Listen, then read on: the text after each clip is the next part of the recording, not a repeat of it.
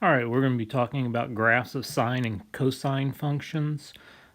So first thing I want to do is let's take a look at the graph of y equals sine of x to start out.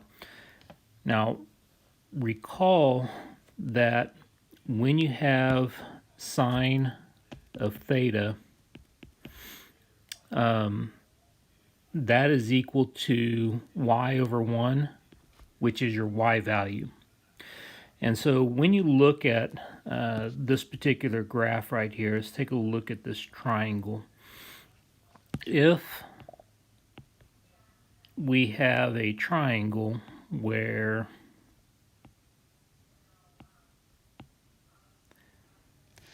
it's not really going to have a height, that means your height is 0. So when you think about sine of theta, theta is the angle that we are considering. And so this angle would be angle 0. So there's not really a triangle.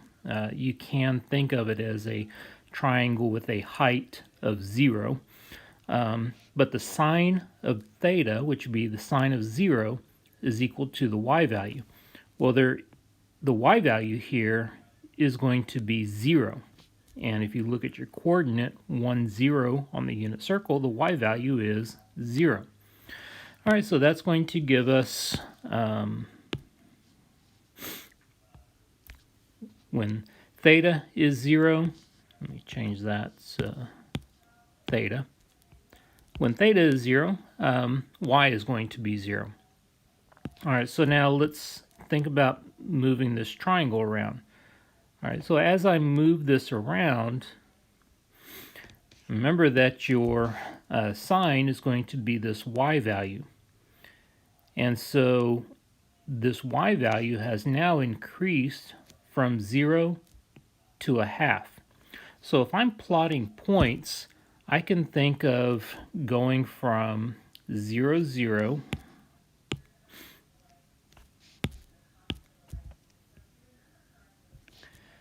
to pi over 6 at a half, which would be somewhere around here. And then I can think about moving this triangle around here, and the y value here has a value of root 2 over 2. And that's a little bit more than a half if you're going to think about plotting points. So it's a little bit more than a half.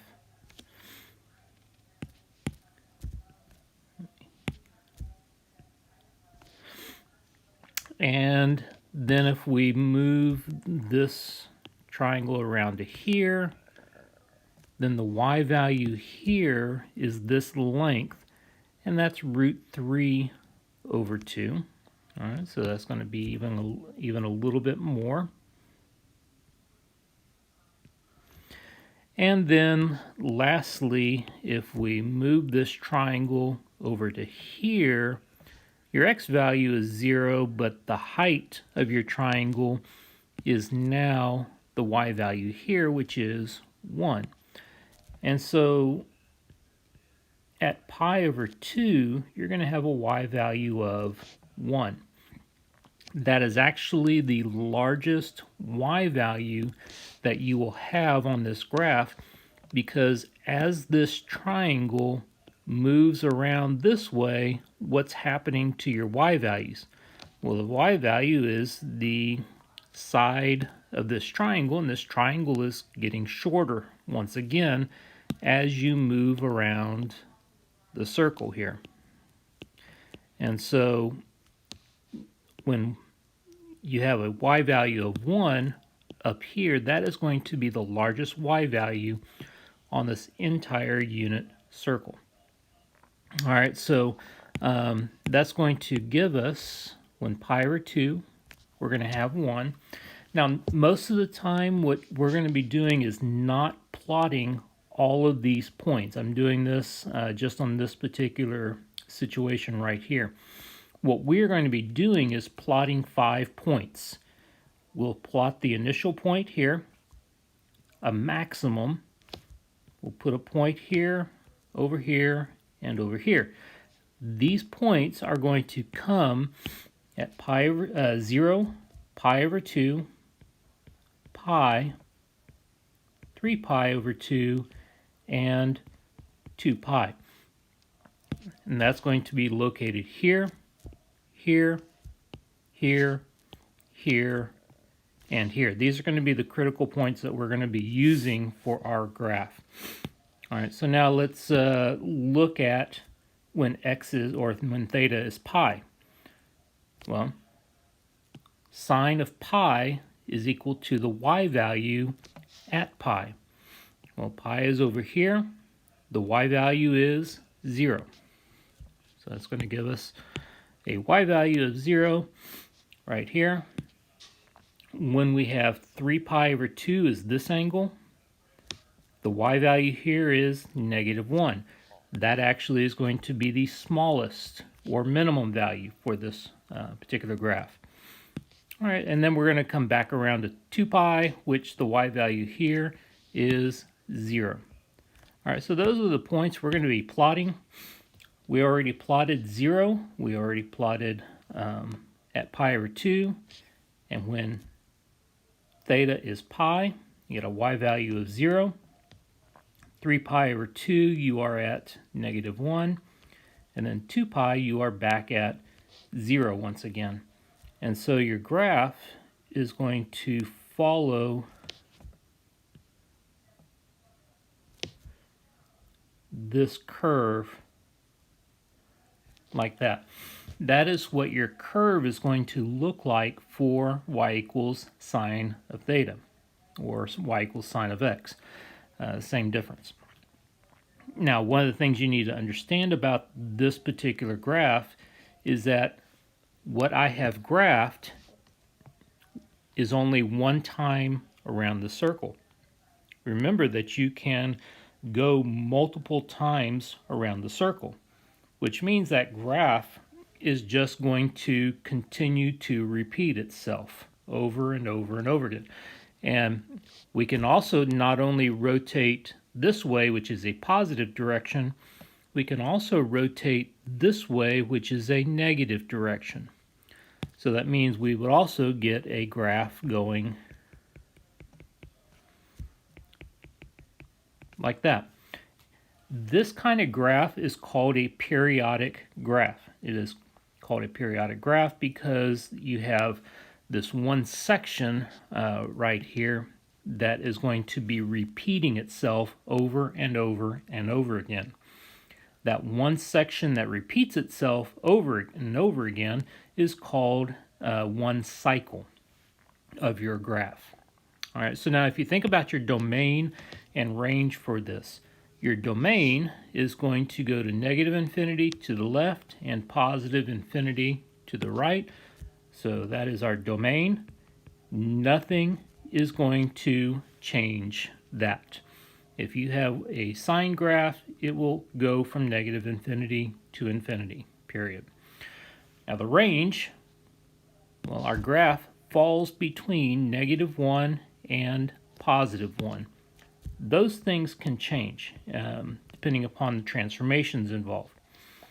And these are included values, so you're going to have brackets on those. So -1 is your minimum value, +1 will be your maximum value. All right, so this is simply a sketch of that one cycle on Desmos is what I used to graph that. And again, this graph is just going to continue going forever in this direction as well as in this direction. And so it just keeps on going back in each direction. Now, for our graphing purposes, what we will do is we will typically ask you to graph either 1 or 2 cycles of your function. Most of the time I will ask you to graph 1 cycle. Sometimes people will ask you to graph 2 cycles. 1 is all that I will require. So 1 cycle would be considered this green section right here, because that green section just simply gets repeated over and over again. All right, so that is the part that you'll be graphing. All right, some terms that you need to make sure that you know for the graphs of sine and cosine. One of these terms is called the amplitude. The amplitude is the distance from the central axis to the maximum or minimum value of your function. All right, so first question is, what is your central axis? Well, your central axis is an imaginary line that goes right through the middle of your sine graph. The distance from there to the highest point on your graph, that length is called your amplitude. That will also be the same distance as it is to your minimum value because your central axis goes right in between. So those values are the same value. So in this particular graph of just y equals sine of x, the amplitude is 1 because you're going from 0 up to 1. And it is a distance, so it's always going to be a positive number.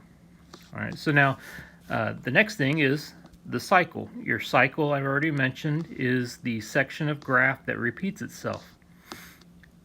Now, the length of one cycle is called the period.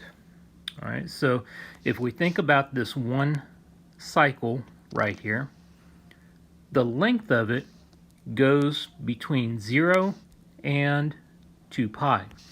So that means the period is equal to 2 pi on this particular graph. Now, the only thing that will change what the period is a horizontal stretch or compression. That is the only thing that will change the period, which is your length of your cycle. The only thing that will change your amplitude is going to be a vertical stretch or compression. That will change your amplitude. So the period can be changed by horizontal stretches or compressions. The amplitude can be changed by vertical stretches or compressions. All right, so now if you think about the next graph, which is going to be y equals cosine of x, if we do kind of the same thing that we did with sine, let's think about some values here. So let's think about y and theta and their relationships to each other. And so we're going to look at 0, pi over 2, pi, 3 pi over 2, and 2 pi once again. The cosine of 0, remember cosine is your x value, so the cosine of 0 is 1. The angle is 0, the x value is 1. The cosine of pi over 2 is the x value at pi over 2, which is 0. The cosine of pi is -1. Cosine of 3 pi over 2 is 0. And the cosine of 2 pi puts us back at the beginning of this, which is 1.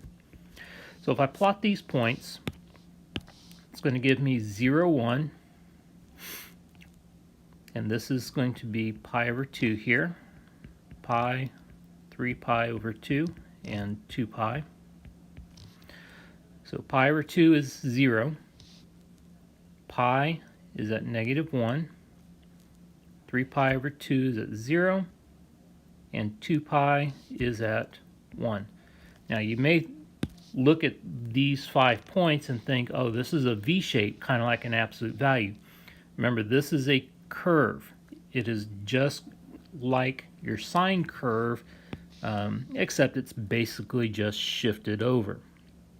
So you need to make sure you sketch this as a smooth curve, not having a sharp angle or anything down here. Make sure you have a curve to it, kind of like a parabola down there. And so this is going to be your graph of one cycle. Remember, this will continue forever in both directions. So this would actually continue this direction and continues this direction as well. And so what that gives us for a domain is, once again, negative infinity to infinity. This also is a periodic graph. It repeats itself over and over and over again. The range on this also falls between -1 and +1. All right, so let's look at our transformations now. These are the same exact transformations that we have been doing all year long. And so this is your generic format. You have y equals a times the sine of b times x minus c, and then plus d, where a is your vertical stretch if a is greater than 1, or it's a vertical compression if the absolute value of a is less than 1. Now, when I say absolute value of a is less than 1, what that technically means is that a falls between 0 and 1. And then it is a reflection over the x-axis if a is a negative value. And then b, which is our number here, oh, and this is also by a factor of a. Now, b is a horizontal stretch or compression, and these are your conditions for those two things, just same as what we've had all year long. And this I mentioned will also determine the period of your graph, and it can also be a reflection over the y-axis if a is a negative value. I'm sorry, if b is a negative value. I need to change these to b's. All right. And on this, we, for our purposes in class only, for the remaining part of this cycle, we will not be working with your horizontal stretches or compressions. We're going to leave that for next year. We will look at vertical stretches or compressions. We will be doing our C and D values, but we're going to leave B for next year. And remember, with your horizontal stretches and compression, that would be by a factor of 1 over b, which is your reciprocal. All right, so then C, as we've talked about before, that is your shift to the left or right. If it's minus, it's to the right. If it's plus, it's to the left. And then D is going to be your vertical shift, up or down. If it's plus, it's up. Minus will be down. I'm going to stop the video right here. This is just simply your explanation of what your graph of y equals sine of x and cosine of x look like. And what I want you to do now is then go to the second video for sine and cosine functions, and we'll go through some specific examples.